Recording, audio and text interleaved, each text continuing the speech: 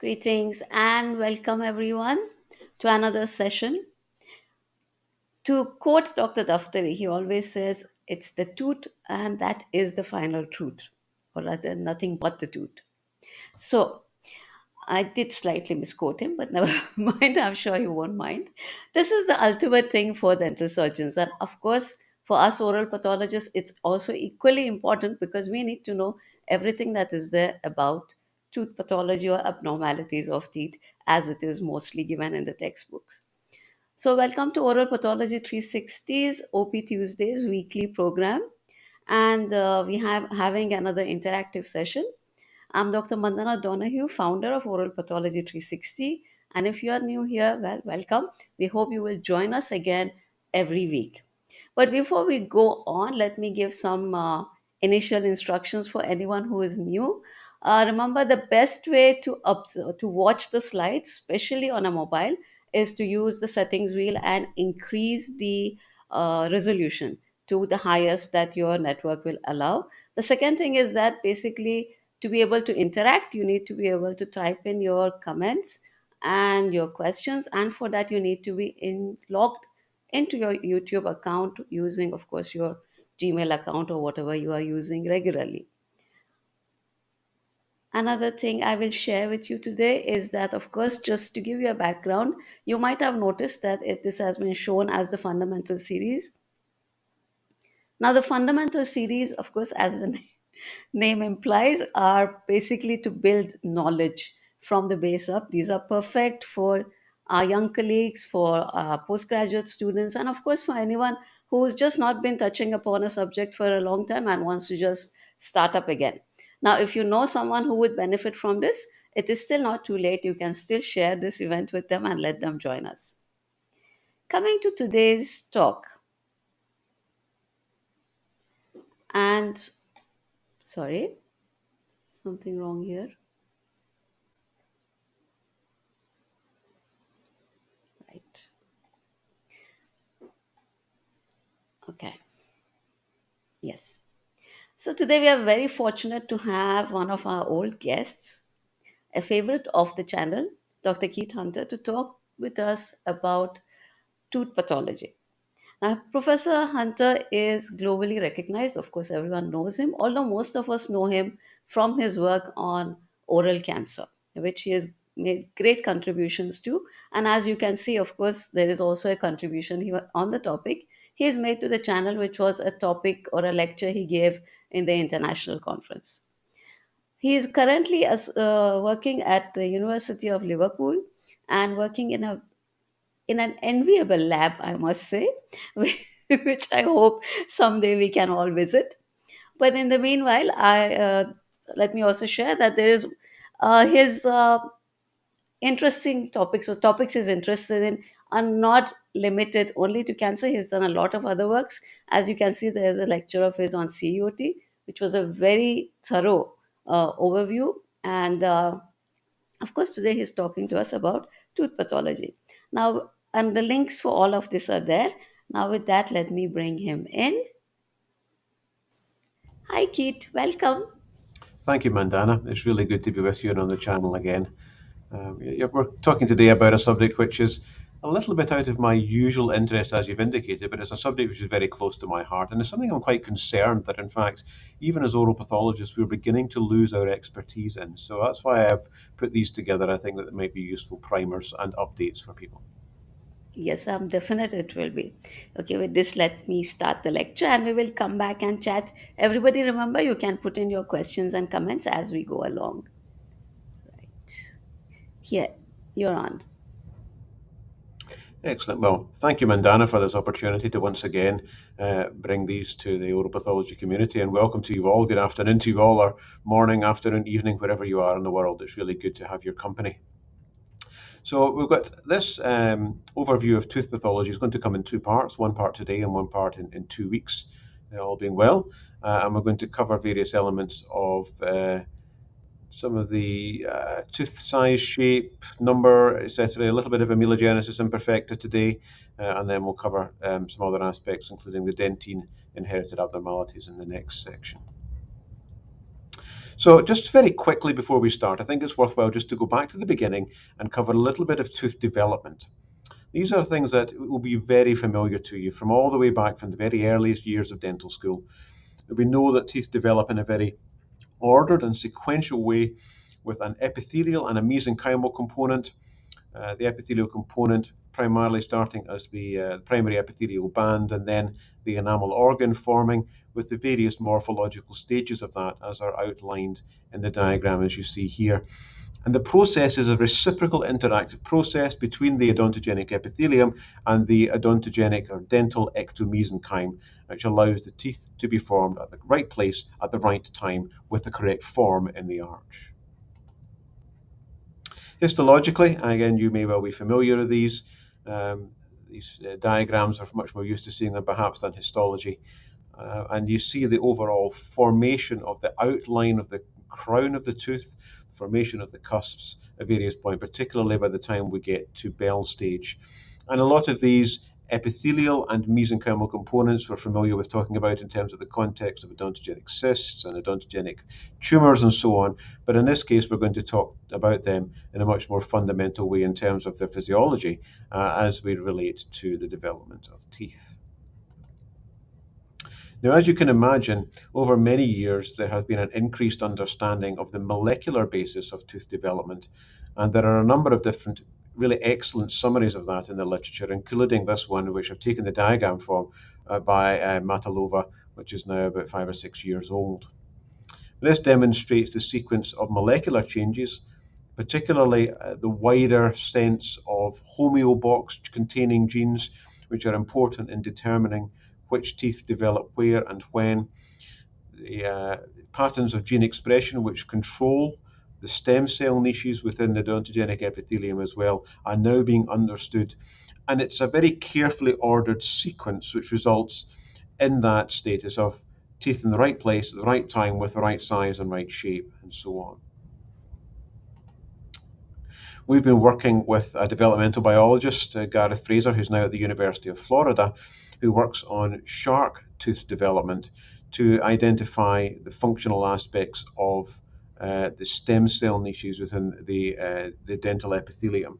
And he's been working here. You can see the stem cell niches as marked in these photomicrographs, these fluorescent photomicrographs from shark developing teeth. And we've been looking at that in terms of how that relates across into pathology, into odontogenic cysts, odontogenic neoplasms, and so on.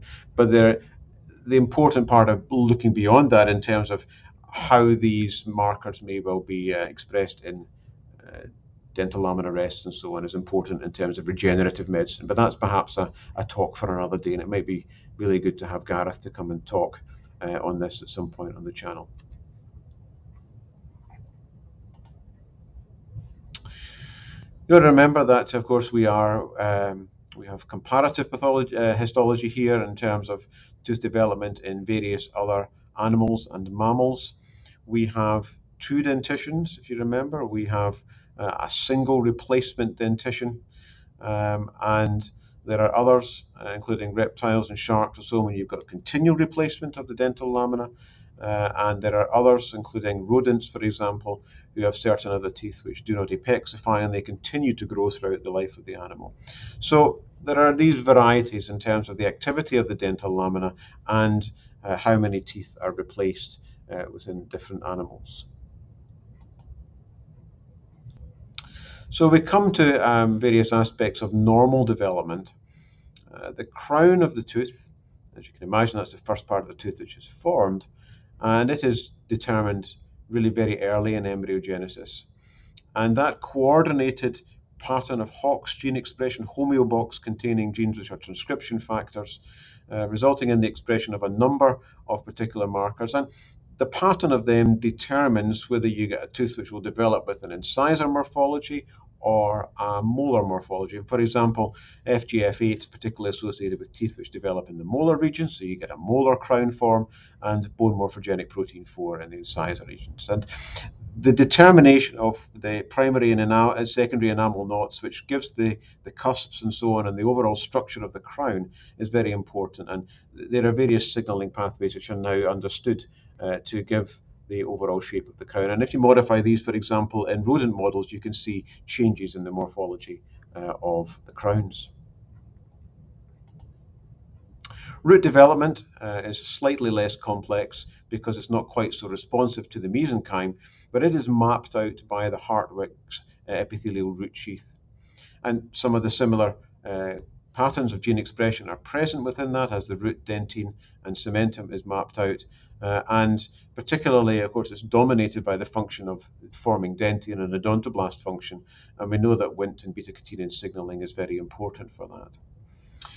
There are coordinated infoldings, which form the furcation, which determine the number of roots that you're going to get on a tooth as well. And that is sequentially and spatially regulated so that you get the correct tooth forming at the correct place. Before we start into elements of tooth pathology, I just wanted to cover a few aspects of practicalities, and these are borne out, some of them, from bitter experience. When I was in Sheffield, we had a large tooth pathology practice. We drew pathology teeth specimens from across the country and sometimes even across the world to be able to do ground sections. And at times, it was very challenging to do that, not necessarily because of the specimen or the histology, but because of the amount of information or other circumstances that were provided at the time. And generally speaking, as is the case in all pathology, if you get rubbish in, you get rubbish out. And it's very important that you get the correct demographic details, clinical information, as well as a good histological specimen in order to make a diagnosis. And so the history which is required for tooth pathology, and I think you should be very strict if you are seeing tooth pathology specimens in requesting this information, is that you do get a good patient history in terms of a description of the lesion and their distribution, which teeth are affected, is it primary or secondary, is there any particular pattern to them? For example, some of the abnormalities will give you stripes, some of them will be pitted, as things that we will see. A good description is very important. And the timing of that, too, is interesting. And that may relate to elements of relevant medical and social and family history. And family history is, in many cases of these, particularly the inherited abnormalities, very important. And so gaining a good family history from parents and siblings, other family members, the wider family, can be very challenging. And you might not get anything much more, oh yes, I remember my uncle had a funny problem with his teeth and he lost his teeth. And you may get no further than that. But pushing that and getting a family history as much as possible is good.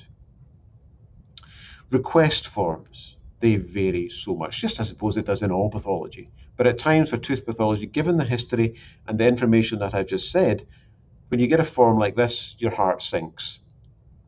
Query, it's essentially this just says exfoliated tooth, query EI.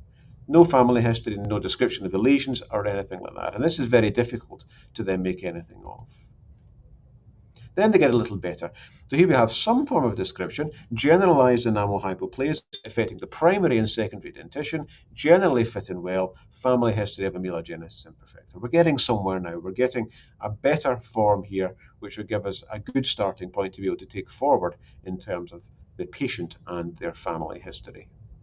And then you get to those which are really good and really detailed, a good description, pitting and hypomineralization of upper central incisors, no family history of AI or no excess intake of fluoride and so on, you can see here. And these are good requests and they give you a really good starting point for taking forward your histological diagnosis in these teeth, because a lot of it is so contextualized by the clinical and the family history.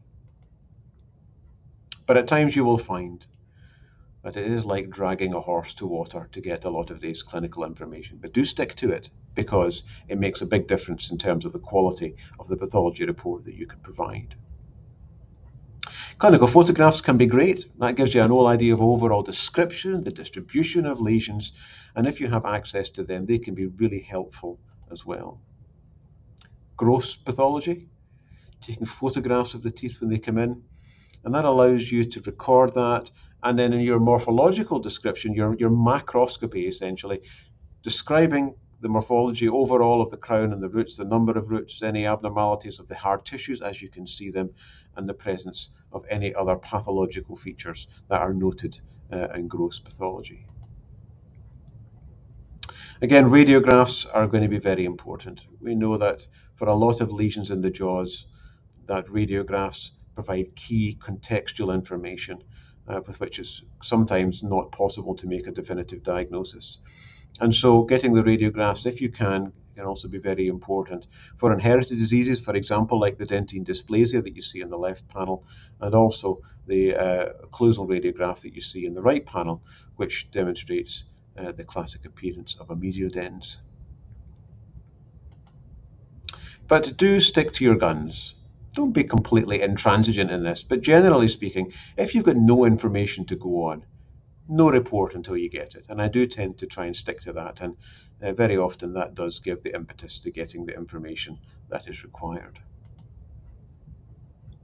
One other challenge in tooth pathology is this. Now, this may seem a very strange image to put in here, but you will get so many teeth as exfoliated primary teeth. And of course, mothers keep these teeth put away wherever you like. And so you may get this thing, oh, I found this tooth in the bottom of the sock drawer.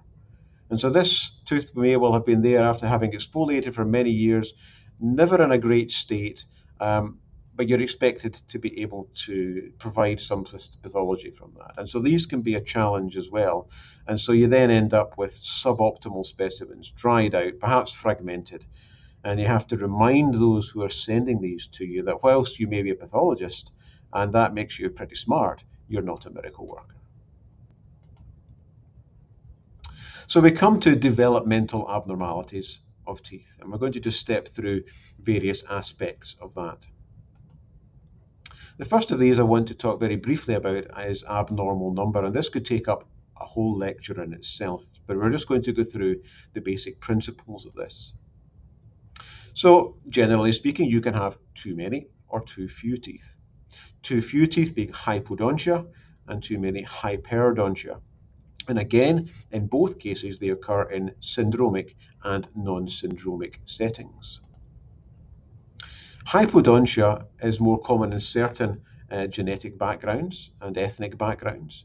It is often associated with microdontia, for example, missing teeth and small teeth can go together. And you can think of examples that you may well know people or even yourself have a missing upper lateral incisor on one side and a small or a peg lateral incisor on the other. That's not an uncommon combination of abnormalities to see. Sometimes they're associated with reduced alveolar development and retention of primary teeth, and particularly if the hypodontia is due to the lack of the production of the permanent dentition. Absence can be unilateral or bilateral. You don't have to get exactly the same, a mirror copy on each side. And most common is third molars are the most common teeth to be missing, but they don't tend to fall under the technical definition of hypodontia, because that would make a good proportion of the population have hypodontia. Maxillary lateral incisors and second premolars after that.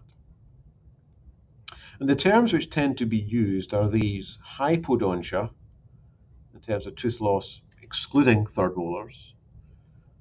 Oligodontia if there are more than 6 teeth missing, and anodontia, which means that all teeth are missing. I'm rather confused by the term that crops up in the literature from time to time as partial anodontia. I'm not sure how you can have partially nothing. So I would tend to stick with using the term oligodontia. And there are abnormalities in a number of these very important homeobox containing transcription factors which are associated with these conditions. Many of the hypodontia states are random. They're not associated with any other condition. They're just part, I think, of the genetic pattern of life, and they are inherited, perhaps not directly, but through a very complex familial pattern of presentation. Others, example, ectodermal dysplasia, are different. These are a family of syndromes with a defined inheritance pattern, and we know that the family of ectodermal dysplasia is associated with an absence of ectodermal structures, including hair, sweat glands, and teeth. But you will also find hypodontia in hypothyroidism and Down syndrome. Cleft palate is probably an element of the sort of mechanical aspects of failure of fusion of the palatal processes, which results in missing teeth, particularly closely associated with the area of the cleft. And other in utero effects such as maternal rubella infection. So here's a list of hypodontia syndromes. It's not completely excluded. It doesn't cover everything. It's not exhaustive. The OMIM, the online Mendelian inheritance in man, numbers are there if you want to have a look at them. But we are now understanding, as you can see from the gene, that there are a number of genes which have been identified in relation to each of these different causes in terms of how they have their effect on the number of the teeth which are produced. And then we can relate that from the other end if we look at the particular genes which are involved. For example, MSX1 abnormalities result in hypodontia and oligodontia, and the pattern of inheritance is seen there, can be dominant or recessive, and so on. And so there are a number of different patterns of expression with these genes that we now know and understand are very important in determining the number of teeth which develop.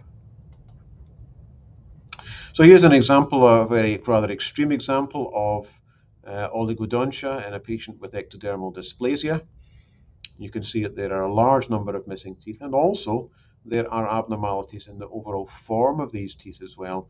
There are small teeth here. They have an abnormal crown structure and probably also an abnormally short root as well. So these aspects of tooth number and the overall form, shape, size of the teeth are inextricably linked.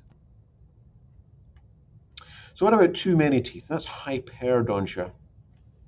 And again, the prevalence of that varies, very uncommon in the primary dentition, and we find this more in males and more in the maxilla.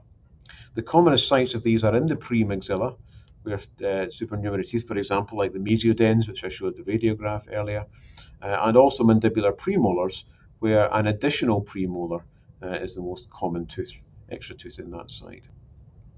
Supernumerary teeth and supplemental teeth are somewhat slightly different in terms of the overall meaning of that. Supernumerary means that it's an additional tooth, but may not have the same shape as an existing tooth in the dentition, whereas a supplemental tooth is essentially a copy of a normal tooth in the dentition. So supernumerary teeth would include mesiodens and so on. And I guess we could have a discussion over here whether a compounded ontome is actually just a large-scale version of the same, because we know that in a proportion of patients who have mesiodens that these are multiple. Again, here are conditions which are associated with hyperdontia, cleidocranial dysplasia, cleft palate. Again, that mechanical disruption in the formation of the primary epithelial band and the dental lamina and so on may well result in not too few teeth there, but may also result in additional teeth. And what happens if you get hyperdontia? Well, too many teeth in the arches does cause its own problems, and there may be failure of eruption of teeth. Some of these may be related to the fact that there is essentially impaction and other teeth's eruption is impeded because of that. If there is crowding, there may well be displacement and rotation of teeth.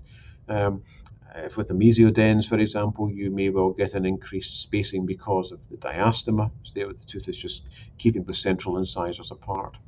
And I guess with all of these teeth, particularly if they're not erupted, you may well get root resorption, you can get dentigerous cyst formation, and so on.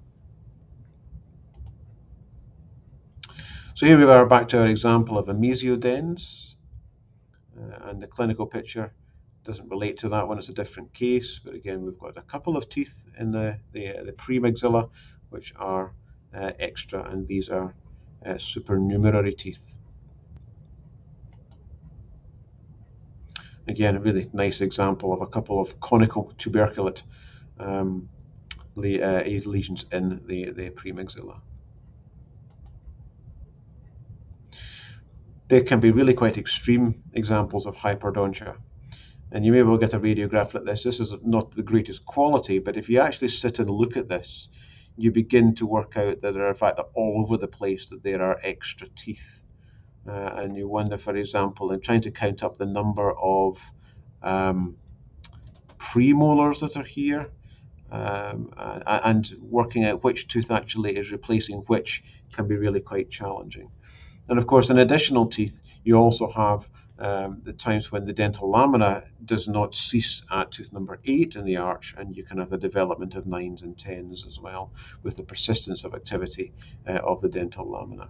And that whole idea of what maintains the activity of the dental lamina is one of the things that we're looking for in terms of being able to perhaps harness that for tooth regeneration.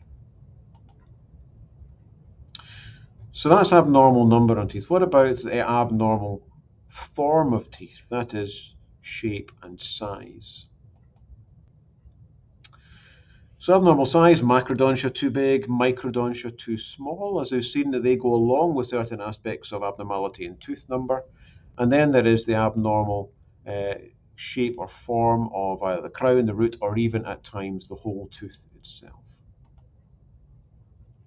So starting with tooth size. So microdontia is relatively uncommon, more in females, and may well have an abnormal crown form, a conical crown form. And for example, peg lateral incisors, where the overall size and shape of the crown of the lateral incisor is abnormal. And macrodontia can be generalized in pituitary giantism or can be isolated.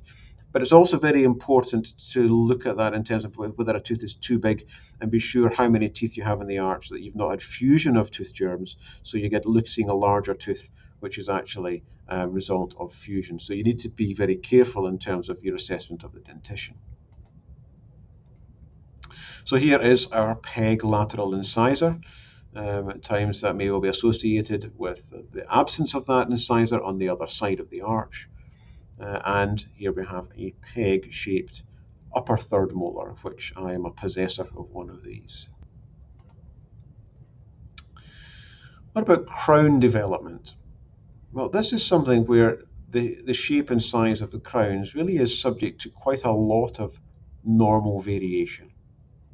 Some abnormalities are well described, but you wonder whether, in fact, they are just variations in normal. Cusps of Carabelli probably are well enough defined, as are conical teeth in hypodontia states, to justify them being separately described. Some of these are associated with syndromes, and you get changes in overall incisor and molar morphology, for example, in some such as Rubinstein-Tebe syndrome. But there are a whole list of condition syndromes in which you may get abnormalities in the development of the crown. And so here, for example, you can see a whole range of variations in size of the crown. We have, for example, at panel A, you've got a particularly large upper left central incisor. B, we have our small microdont lateral incisor. In part C, I remember I was telling you about this large tooth, but just be careful that you account for all the teeth in the dentition, because if you have a look here, and particularly between the canines, you can see that in fact there are only 3 teeth. So it looks as if the right central and lateral incisor in the mandibular arch has been fused together, and so it's a large tooth. It's a macrodont, but it has resulted from fusion. Then there are abnormalities and extra cusps of the cingulum in the central incisor in part D, and also extra molar cusps, as you can see in part E. And F is a beautiful example of taurodontism, which I shall come back to in due course.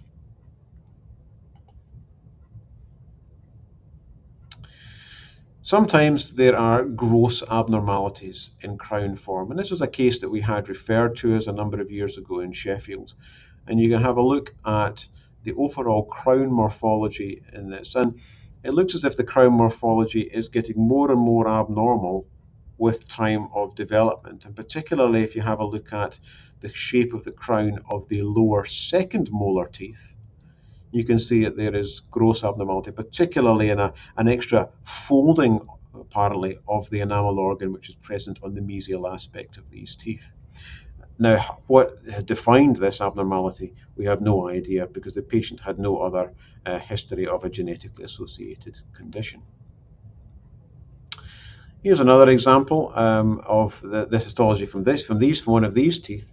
And you can see that this has almost got a rather strange goblet-shaped tooth, an overall abnormality, not only in the crown of the tooth, but also in the formation of the root. The dental hard tissues are present. The enamel's here. It's not really forming very well in the cup shape that you can see.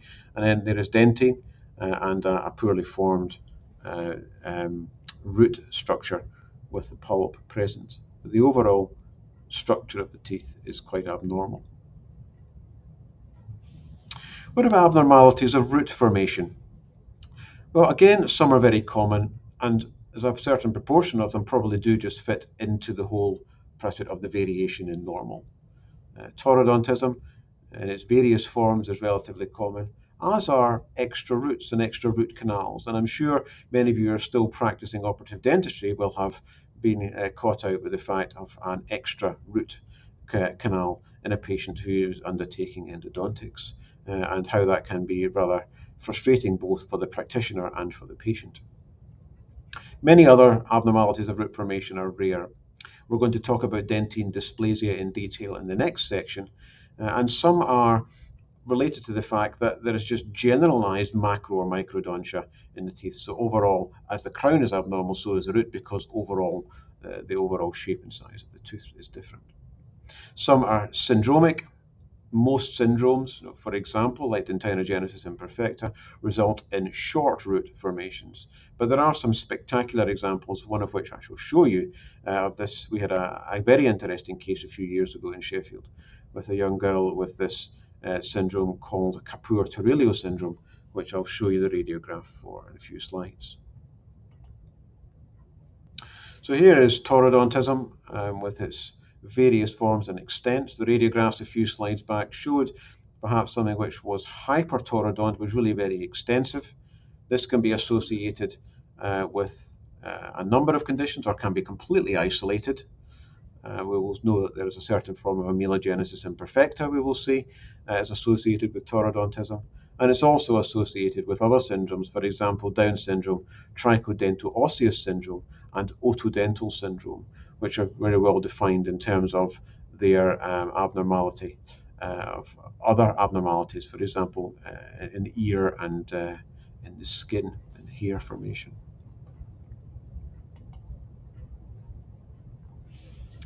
Here's an example here of a patient who's got really quite a number of roots, the separate roots, as you can see here in this lower molar here, 4 defined separate root canals, again, which can make endodontics rather challenging. Separation into 2 root canals at the bottom end, at the inferior end of the lower 4.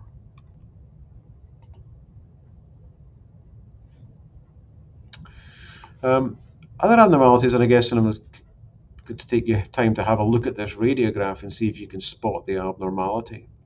This is obviously a patient in mixed dentition. And what I want you to have a look at is the maxillary canines, maxillary primary canines. And here they are, 2-rooted. You can see that the separation into the 2 roots is not complete. On the palatal side, it looks as if the dentine of the root is still complete, but other than that, the 2 root canals have separated. And here's another example. This is from a patient who had Down syndrome, and you can see that in terms of this is the upper central incisors, and they were separating into 2 separate roots. They're not complete separation, but you can see that there are 2 separate root canals present in these teeth. And this is the example of Kapur-Torellio syndrome. It is a very rare syndrome. It is associated with severe developmental abnormalities, including mental delay in development and physical delay in development. And the one thing that you will notice in this case, and this young lady was in her late teens by this stage, is that you can see that the teeth are developing, and there's a secondary dentition, but the teeth are not apexifying. The apex is not closing, and the result of that is that these teeth are continuing to develop roots, very much like the continued root development that we know and we've seen in rodent teeth and certainly rodent incisors. And if you have a look at the mandible in particular, you can see that the roots are essentially reaching now to the lower border of the mandible. And there were a period of time in terms of the development of this that they may well end up eroding through the lower border of the mandible. Now, I have lost any contact with this follow-up for this patient, But you can see how this is quite spectacular, and then the molecular basis for this is completely unknown. Then there are abnormalities which are affecting the whole tooth, not just isolated the roots or the crown. For example, otodental dysplasia, which is a syndrome in which there is abnormalities in hearing, well defined, particularly in an Italian family originally, but is now present globally. And there are abnormalities in the overall shape of teeth, sometimes referred to as globodontia, as I shall show you. Some teeth are missing, and there are other abnormalities, a whole collection of abnormalities in the teeth, from the selection of those which I have just shown you.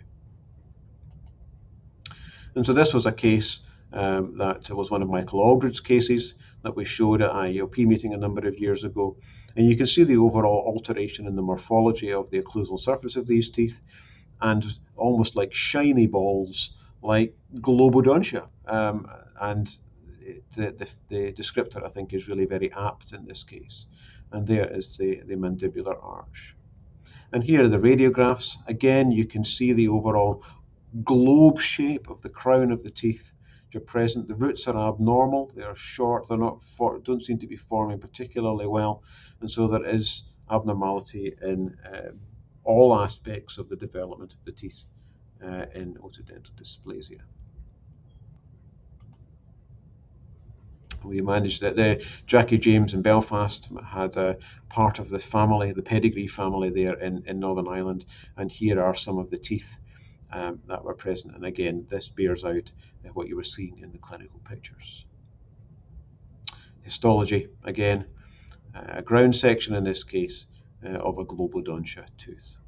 Short roots and overall abnormal crown morphology. I have hinted at this whole aspect of double teeth, whether that be by fusion or by gemination. Fusion, two tooth germs come together. Gemination, one tooth germ having split into two. Concrescence is a little bit of a red herring in here because it is the fusion of a teeth by contact between cementum and so on. But again, as I've indicated, you need to just spend time paying attention to the rest of the dentition to work out exactly which teeth are present. Then you can be more clear in terms of whether it may be a fusion or a gemination event. Another abnormality which we come across from time to time and is well rehearsed in oral pathology circles is the invaginated odontome. Now, this tends to occur primarily on maxillary lateral incisors, and where there is an infolding of the developing enamel organ at the point of the cingulum on the palatal aspect of the teeth most commonly. And that invagination, as you can see here, shows, and this has got hard tissue in it into the tooth, and very often this will present with abnormality in terms of the overall structure of the tooth. But because the invagination results in easy ingress of bacteria into the pulp, it very often presents, as you can see in the right panel, with periapical pathology due to pulp necrosis. And so here's an example of a diagrammatic form of this invagination on the palatal side. And it demonstrates this point, which in the invagination, although enamel is very often present in the invagination of the teeth, it most often does not coat the whole of the surface. And so you can see at the depth of the invagination, the enamel is incomplete. It is dentine which is present, and that then allows an area of easy ingress of plaque bacteria to the pulp, resulting in the pulp necrosis we saw in the last slide. Really good to see that on ground section. We got some nice ground sections on that, and again, this shows another example of that enamel missing at the base of the invagination. Interestingly enough, in passing, I've also had an invaginated odontome on a lower second premolar tooth, which was quite a spectacular example. Evaginated odontome is not part of what I've seen in my clinical practice. Again, it tends to be on the occlusal surface of premolars, where there is this protrusion which can contain pulp, so you have to be careful. You can't just remove it, so that it can deal with that. But as I said, it's not something I have seen in my own clinical practice.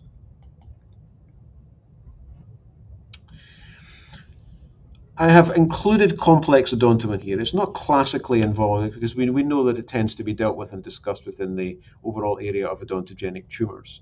But I think when we're talking about developmental abnormalities that affect the whole of the teeth, that I view in many ways the complex odontoma as being the most extreme example of that. And this will occur most commonly in the mandible, posterior quadrants, often with a missing tooth. And histologically, you'll be well aware of the fact that they consist of a haphazard mixture of dental hard tissues, enamel, dentine, maybe some cementum if you can see it, some odontogenic epithelium, and some pulp are very often mixed in. And here's a radiographic example of that, a large radiopaque mass with the displacement of teeth which have developed, and they're very often associated with the crown of a molar tooth. Histologically, again, you'll be aware of, you'll see this, I'm sure, in your diagnostic practice with dentine, sometimes not particularly well formed. There is some enamel, which is here, in terms of the overall fish scale type appearance, and then the odontogenic epithelium forming that. There's no pulp really in this picture. And compound odontoma, again, is probably just the extreme example of the supernumerary teeth. Tends to occur primarily within the maxilla and the premolar region, and a little collection of well-formed denticles or mini teeth that we have seen. And here again, we have another example of that, with these individual tooth-like structures present between the central incisors, with the diastema present because there is displacement, and histologically in the right panel, and you can see that we have a much more normal organization of the dental hard tissues, with the enamel space, which is formed, it's been well mineralized, dentine, and a central core there where the pulp would be present. So that's me going through largely in a whistle-stop tour in terms of the overall number and form of the teeth themselves. And we're going to spend the next little while, we're really only going to deal with enamel when we start to have a look at inherited disorders of tooth structure, particularly the structure of the dental hard tissues. So we're going to deal with enamel now, and we will deal with dentine and cementum and so on in the next session. So that's really what we're going to cover, particularly when we look at these abnormalities in tooth dental hard tissue structure. So amelogenesis imperfecta, we will be familiar with the varied clinical presentation of that. Here's an example of very shiny, smooth teeth that the enamel is really very thin. It's been worn away very quickly and has got overall discoloration of the teeth. Again, I'm sure you'll be very well aware of the wonderful work which was done many decades ago now by Karl Wittkop in terms of his classification of a lot of abnormalities of tooth pathology. And there are many ways in which the classification of amelogenesis imperfecta has not been superseded yet, and the classification still stands. The important point to notice is that it is a phenotypic classification, which is perhaps not the best way to classify an inherited disease. But of course, amelogenesis imperfecta comes with a number of problems and challenges in relation to that. You can see that they have been split into hypoplastic, hypomaturation, hypocalcification, and then the fourth group, as I indicated earlier, that there are various types which are associated with taurodontism. But the overall descriptions of this are wonderful in terms of snow-capped teeth. All sounds very nice and romantic, but perhaps not so for the patient. In terms of practicalities, I do tend to split them into hypoplastic and hypocalcified for reasons that I will come to. Hypoplastic amelogenesis imperfecta results in a reduction of the amount of enamel matrix, usually autosomal dominant, inherited, and you get pits and grooves on all of the teeth. The enamel tends to be thin and yellowish brown, but can in and of itself be relatively hard. Hypomineralized, hypocalcified forms, these are very difficult to tell apart on histology. And in many ways, it's down to a combination of the clinical input, which may allow that distinction to be made. But these hypomineralized forms where perhaps the enamel matrix amount is formed is normal, but the calcification process, either in terms of the primary calcification or the subsequent maturation of the enamel, is then abnormal. And so that means that the enamel is soft and very soon is worn off. So here's an example of a tooth that we had through the clinical service in Sheffield. You can see, I'm sure that you'll have noticed there's a large carious lesion in this, and we'll come to talk a little bit about that next time. But overall, the enamel as present is really very thin. This patient had a hypoplastic form of amelogenesis imperfecta. Here's another example, and this is going back to this finding a fragment of tooth in the sock drawer. This is an exfoliated tooth that was found and it was handed in, and you can see that there is the overall pitting of the enamel in this case. This is very often the case in hypoplastic forms. The one point to make, which is really quite useful in terms of the hypocalcified forms, is that the combination of ground sections and decalcified sections is really very useful. If you get ground sections, you can see the quality and the quantity of the enamel, but a decalcified section can really be very useful, particularly if there is a copious amount of retained enamel matrix. And this indicates that there is relative hypomineralization, be that from the primary mineralization or the maturation phase. And so it is a good and useful feature which allows you to suggest that the enamel may well be of a hypomineralized or a hypocalcified form.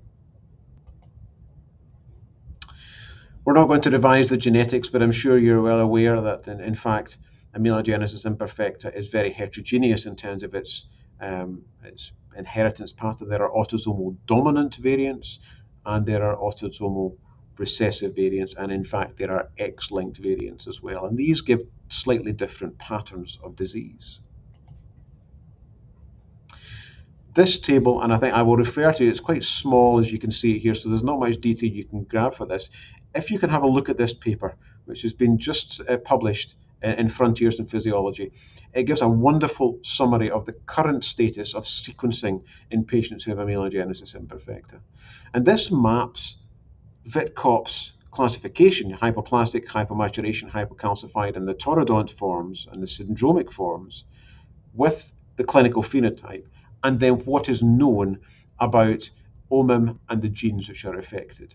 And so we're coming now to a catalogue of genetic abnormalities in AI, which may allow us to then flip the classification about to what is more ideal for a genetically based disease, which is a genetic classification rather than a phenotypic classification of amelogenesis imperfecta. And there was an attempt made at this, Martin Coburn and Paul Sharp, in a paper a few years ago. Again, a really useful paper if you can get a hold of that. Again, trying to take this into a genetic classification in terms of pattern of inheritance, subtypes, the OMIM forms. Again, we've got the OMIM numbers which are there, and the particular genes, amelogenins and so on, enamelins and so on, that are known to be mutated in these various forms of amelogenesis imperfecta. So does it matter whether we have what the classification does? Well, if we are looking to classify these as genetic diseases, yes, I think it probably does, and in doing this, but it certainly seems that amelogenesis imperfecta is a very phenotypically heterogeneous disease that I'm sure we will still be using some element of phenotypic classification for quite some time. So that, I think, is just about getting us up to 50 minutes. I think hopefully that'll keep Mandana on time. We'll have some time for questions, and we'll have our adjournment for us just now, and we'll take some questions before we can kick off in a couple of weeks with the rest of the presentation. Thank you, Mandana. Thank you, Keith. That was a wonderful lecture. And now I will just open it to questions and comments. Everybody remember that you can add those as as soon as you can. We will of course wait, but it'll be nice if we have them soon. And yes, while we are waiting, just remember, if you have not already subscribed, please do so. Also, definitely like the lecture because I think it was wonderful. And well, let's bring back Dr. Keith here and then we can see what's happening next. Yes. Thank Thank you. you, Keith. That was really wonderful. Thank you very much. Thank you. I see Ragu's come in with a question, which is the question at Okay, the let me. interface of tooth Has he? development and Oh, yes, he has. on uh, odontogenic tumors, of course. And this is the $64,000 question, if you like, in terms of our understanding of the development of some of these abnormalities. You know, I think when Ragu and you and I have discussed this on a number of occasions in the past, and I think these mixed odontogenic tumors, ameloblastic fibrodontoma, and so on, um, I think have probably over the years have been overdiagnosed, particularly in the mixed dentition. There are a number of these will just have been developing odontomes, but I do believe, and I think as John Wright would also concede, that there are a number of these cases which there are true neoplasms, but I think a lot of them are probably developing odontomes. But of course, we never leave them to form to their full extent. So I guess we are surmising in that regard. And the ongoing sequencing, I think, of a lot of these lesions in terms of the mutational profile of them may well demonstrate which ones are developmental abnormalities and which ones are truly neoplastic. Yes, Raghu has another one for you.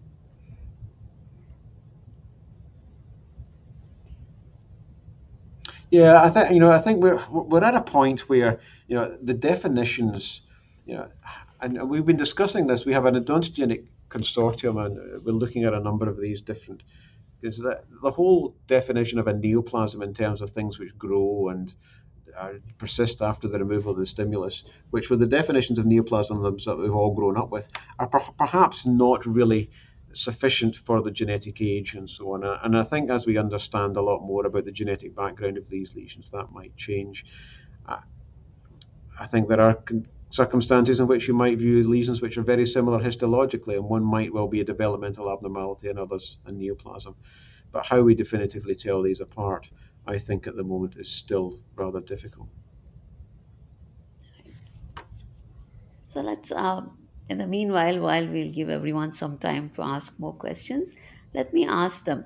Uh, Type in, I mean, if you don't have even a specific question, type in which is your most favorite or which anomaly you are most fascinated by.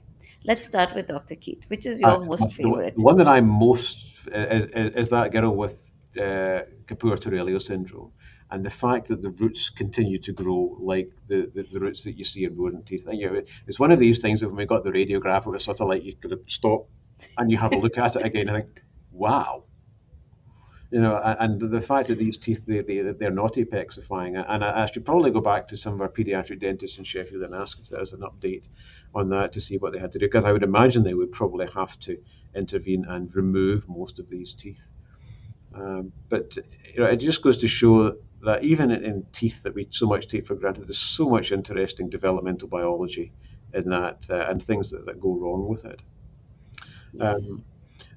Um, there's an interesting story that Paul Sharp told us that I'll relate next time, because it relates to an abnormality that I want to speak about next time. That's unfair, keeping us like, I mean, Yeah, I got to put out little hooks and that sort of stuff. It's something which comes from his. He does a lot of work in terms of transgenic mice and development of teeth and so on. And there was one thing which I think was really interesting, and as a complete side issue in one of his mouse models, unexpected. That sheds a bit of light on something I'm going to talk about next time. So I'm going to keep my powder dry for that one. okay. Let's see what Raghu has to say. You should more of these master classes, Keat. It's lovely to listen to you. Well, yes. We are always ready and waiting for Dr. Keat to So, come yeah, so back. yeah, so I'm interested. I mean, even if people just relate, what their how many of you actually do tooth pathology? How many have access to a ground section machine? And it's one of the issues that we had in the UK, and that's why to some extent we started to accumulate them in Sheffield, was that even within the dental schools, the capability for being able to do ground sections was diminishing. And even at times when there was equipment to do it, the expertise to do ground section amongst those pathology technicians was disappearing. And so it's become really challenging to be able to do that. there perhaps is a certain extent that once imaging technologies, for example, such as micro CT, get to a resolution that allow you to be able to look properly at the hard tissues in a way that ground sections may not be required. But I don't think that we're there yet. And so in Liverpool, we don't have the capability for doing ground sections. But I was just wondering if anybody wants to say anything about whether they do have or don't have um, access to ground section facilities. Yes, that would be nice. I mean, I'm sure everyone heard. So please just put in a yes, we do, or no, we don't, and we'll see what happens. And by the way, while we are waiting, again, I have to just take a moment. We are right in the middle of the Diwali celebrations in India, which is why I guess a lot of our Indian colleagues will watch this later. So quite a few are missing, but a happy Diwali to everybody. Although I have wished them through various channels, but nonetheless, right here. And let's see what else is coming in. So let's share who else is here with us while we do that. We have uh, Dr. Bhuvan, who, by the way, is going to be presenting next week's lecture. We have Voice of Books and SJ. I don't know who that is. Greetings to you too. And Dr. Isa from Brazil, Mm, Dr. Hazim. Yes, and those are, of course, all including your great presentation statements. yeah. Yes, and Dr. Nasser. Are we getting a question somewhere? Yeah, he's No. talked a little bit about using diamond knife, and yeah, Yes, Dr. Nasser. yeah. Yes. We Okay. have in Sheffield we had developed we had an exact saw diamond saw for doing these, and it provided good enough ground sections. We could get the ground sections down to about 100 microns, which allows you to look at the enamel to a certain extent. It would be a little bit thick. So that was the best that we could do, and we were using diamond cutting as well for that. But and as I said, in addition to having the equipment to do it, is having the technical know-how amongst your technical staff to do it as well is really very important. Very true. So thank you for that comment. Okay, we have one which is, I assume you also do not know Spanish, but I have got the translation, which is from Dr. Dolly and from Colombia.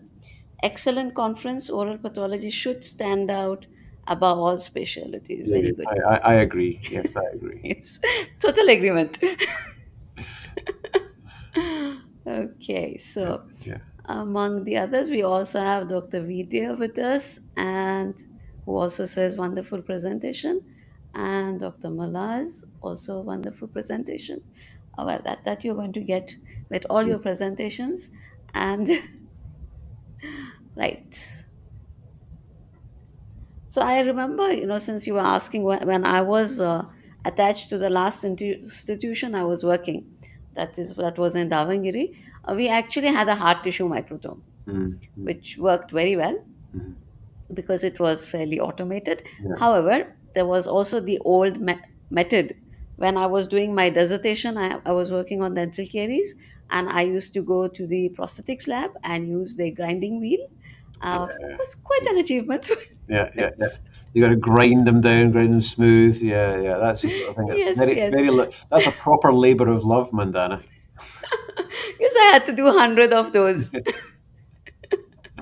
Yes. And don't ask me how many times I got the tips of my fingers that went, but Yeah, okay, yeah. that happened. It was fun. Right. So, okay.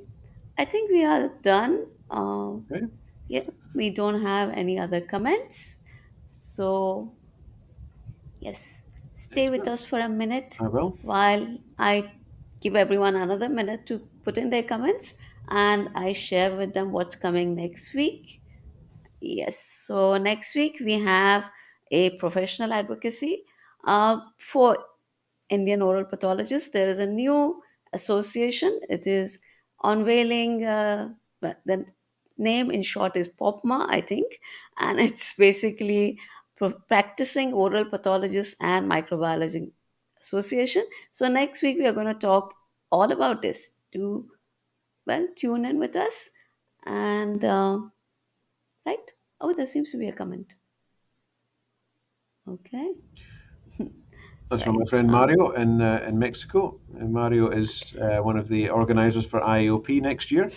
So I guess any of you are here, hopefully we'll get to see you in the IOP in Mexico in June next year. We're looking forward very Ye- much to that. Yes, that will be very, very interesting. Okay, I think we are done. Let me. You're, of course, going to get one more of these, but Thank you. so thank you so much. And I'll see you in 2 weeks. Yes, thank you, and see you. Thanks. Bye. Bye. Thanks a lot. Wonderful lecture. Thank you.